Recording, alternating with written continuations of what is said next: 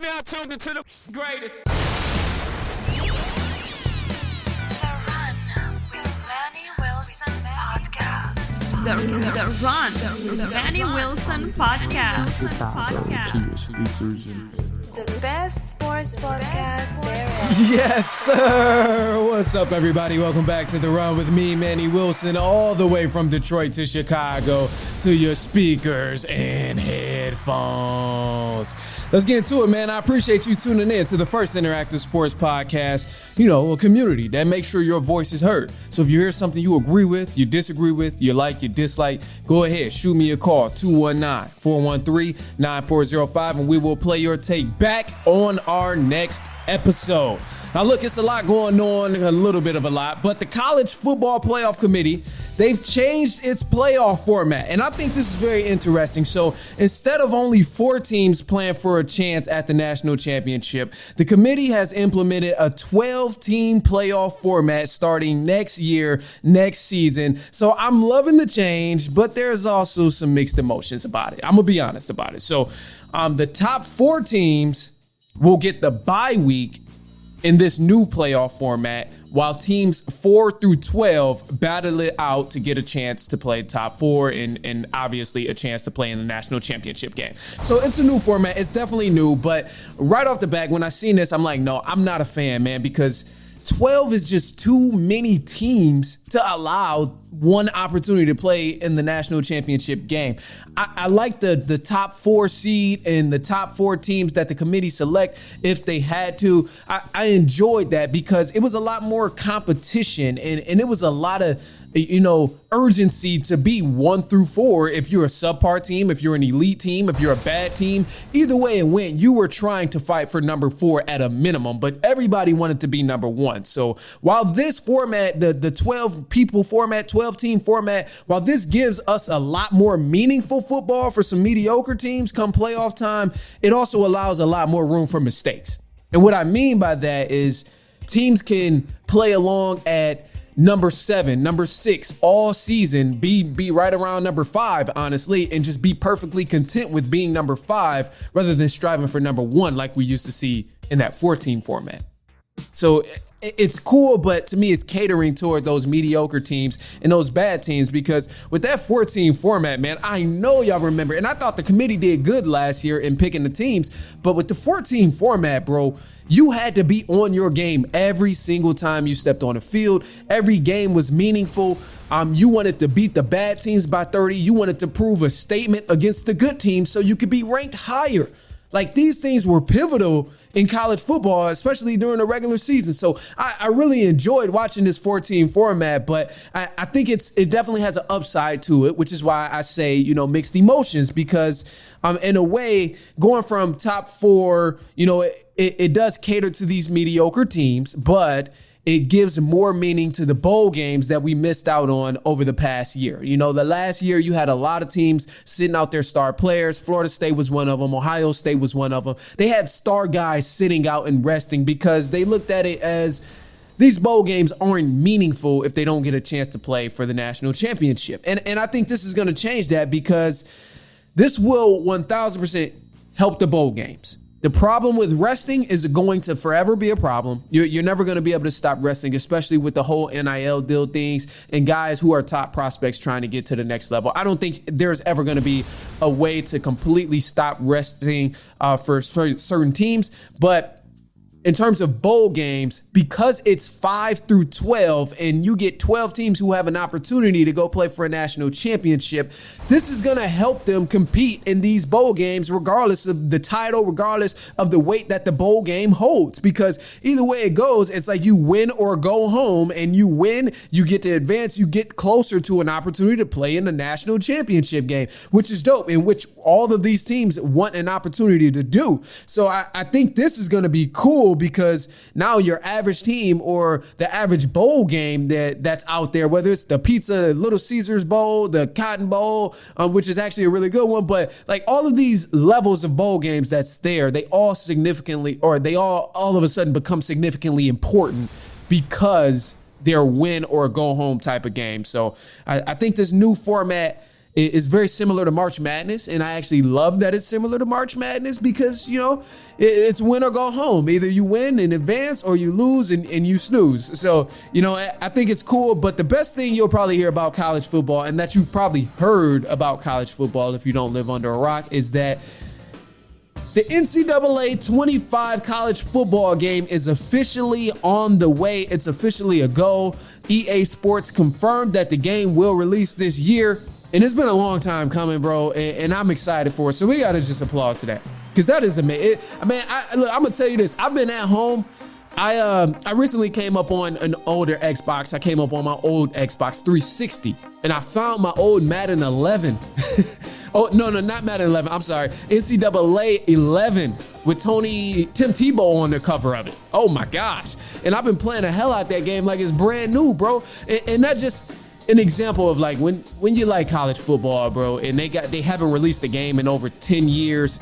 This is beautiful for the gamers right here. And this will probably be the first game that EA takes my money again. The Xbox is going to take my money because I haven't been buying games recently. I haven't been playing games recently. So this will be one of the few that's definitely out there. So I'm excited for it. And I hope they have this new format as well. So look, we got some voicemail callers though. So I'm not going to cut to the news just yet. We got to hit some voicemail callers. We only got one of them, but he had a really good point. Let's go ahead and hear what he got to say. Let's do it. Hey, it's Keegan Snow. What's the deal? My @ is Keegan_.Snow on Instagram. And I'm here to say that the Kansas City Chiefs are the greatest football team to ever set foot on the turf. If you can go 2 Super Bowls and 1 Super Bowl loss in the span of 4 years and make 4 Super Bowl appearances in 5 years, then oh my God, you have got to be one of the greatest teams ever. Yeah, and I am saying this. I'm putting right now on the track that Mahomes is. I'm putting him above Brady. I know that's a little early, but I'm doing it, and I got my money on it. He's going to be an 8 Super Bowl winning quarterback. He's going to win 8 or more. He is the greatest quarterback to ever step foot on turf. It's insane. We didn't have any assets this year. No wide receivers. We got McCole Hardman back in the halfway through the season. And he wasn't SHIT through half of it. He finally made his appearance, maybe in the Baltimore game in the AFC Championship. But dude, we had absolute donkeys like MVS and oh my God, the other dude, forgot his name. Kadarius. Is that irrelevant? But yeah, man, Patrick Mahomes, greatest quarterback of all time. Better than Joe Montana, Elway, all of them. 3 Super Bowls. And he's on his way to his 3rd Super Bowl in a row. He's going to do it. Mark my words. All right. Keegan Snow, out. Man. Oh, that was nice. Okay. All right, Snow, look, that was a great take there. And I agree with you on about probably 85% of that. Definitely the part about Pat Mahomes pulling something together when they did not have any help on the receiving end until maybe the postseason where they started getting small doses of help from the receivers and stuff like that. But early on in the season, I agree, man, it looked bad for the Chiefs. This is probably one of the worst Chiefs teams that have won a Super Bowl when you look at 2020 and 2021 or something, or last year. Yeah, when you look at the teams that they've had in a personnel sense, yeah, this is not one of the best teams that they've had. Defensively was definitely solid, but offensively, and the weapons that Pat Mahomes had that he turned into greatness, yeah, definitely made something out of nothing. The part where I disagree with you, and I'm being picky about it, obviously, but the greatest team to ever touch a football. This has been an ongoing conversation. Maybe you listen, maybe you've heard the other takes about it, but the greatest team to ever touch a football. I think it's at this point indubitably the Miami Dolphins. Man, this team to go 14-0 and then capitalize by winning a Super Bowl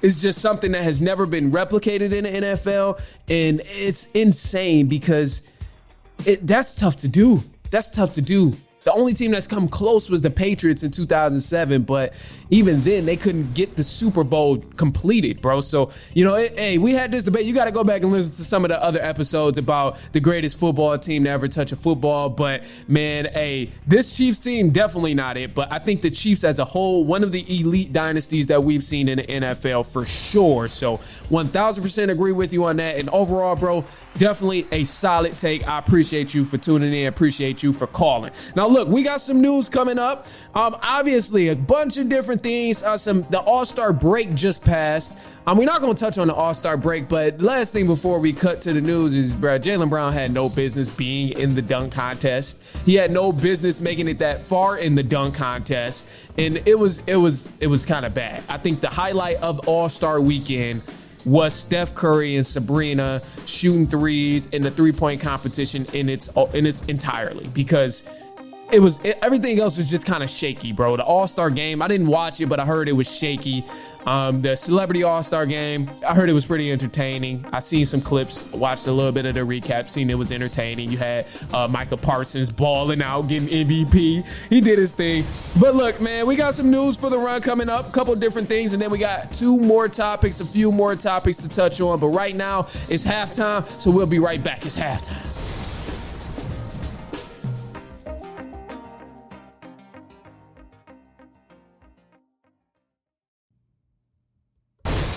All right, and news for the run. Let's jump into it, starting off with the NBA. Now, the Brooklyn Nets, they fired their head coach, Jack Vaughn, and he is going to be currently looking for a job. The Brooklyn Nets had him as a head coach for about 2 seasons, and now that time has come to an end. But there's a loaded slate for NBA games today.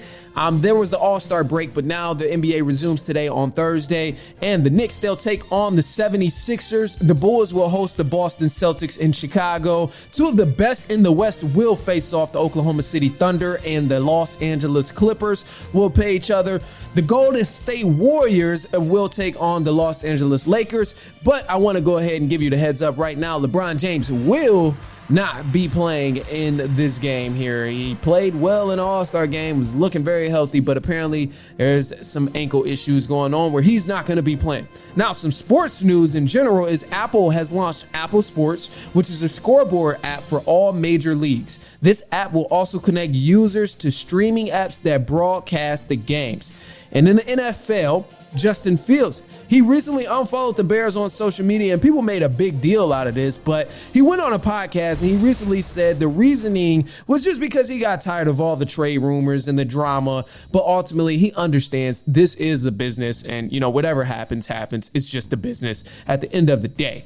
And the Las Vegas Raiders head coach Antonio Pierce, he's already preparing to stop the Super Bowl champs in the Kansas City Chiefs. But in a recent clip on the podcast On the Rush with Max, Pierce said the Raiders will have a set of Mahomes rules similar to the Jordan rules in the 90s. So I got the audio here, and I got to play this audio. Here's what he had to say about the Mahomes rules. Here he is. And then we went into... You got the Jordan rules, and I'm calling now from now on, as long as I'm here, the Patrick Mahomes rules. Mm-hmm. So you remember when Jordan was going through it with the Pistons, all those guys in the 80s before he came, Michael Jordan, Air Jordan, the Pistons used to whoop his. Anytime he came to the hole, elbows, filling them, love taps. We touched them. We're in the head, mentally, physically, emotionally, spiritually. I'm touching you. Mm-hmm. So I showed those guys Jordan getting his whooped. So I think it's crazy, and I think that's dope actually that he has those rules, and he's trying to implement something within Raider culture that is like tough, like they've been built, like the brand that's been built over generations. But the thing that concerns me about this actually is you can only fill up Mahomes and touch on Mahomes and bump him after plays and do all of that stuff that's not going to cause penalties for so long until the referees realize, like, all right, y'all just doing too much, and start calling flags. And then we all know the referees are going to protect Patrick Mahomes. Shit, the NFL is going to protect Patrick Mahomes. So, it's only so much, bumping and tapping you can do to Pat Mahomes at the end of a play and stuff like that, especially if he's getting the ball off before you can actually touch him. Now, the DN, I can't remember his name right now. Damn it. Raiders DN, It's his podcast, Max. He's definitely good at doing this. He's a solid edge rusher, and he's definitely going to bring some pain and bring just annoyance to Patrick Mahomes and just bother him a little bit more, which I think is going to help. But setting the tone where everybody on the Raiders defense or the Raiders team is just doing this to every other player outside of Mahomes, I think that's going to make a huge difference. I think that's pretty cool. But, he also went on to talk on the podcast about, how they just have a deep hatred for the Kansas City Chiefs, and they're trying to just really tap into the hatred rather than just disliking the team. So it was cool, though. It was cool. So Antonio Pierce, I think ultimately he's definitely solid for the Raiders, man. He's definitely a gem. I'm glad they stuck around with him and made him the head coach after his interim stunt.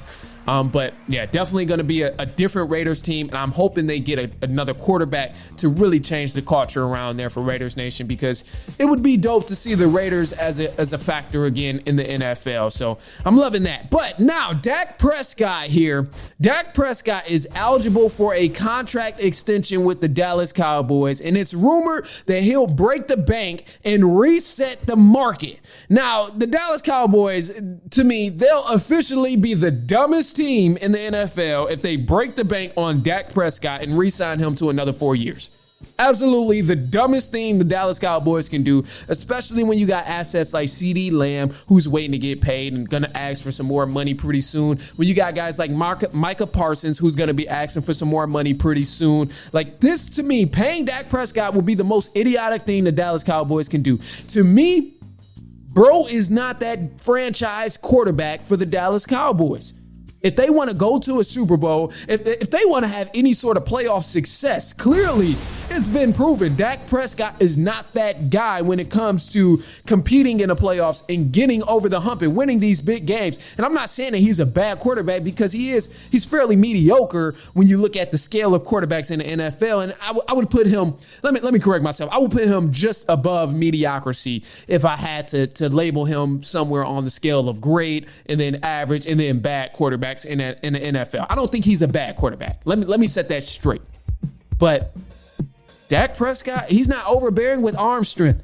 He doesn't have a supreme ability to read the defense and break it down. You can't trust Dak Prescott in the clutch to close out ball games.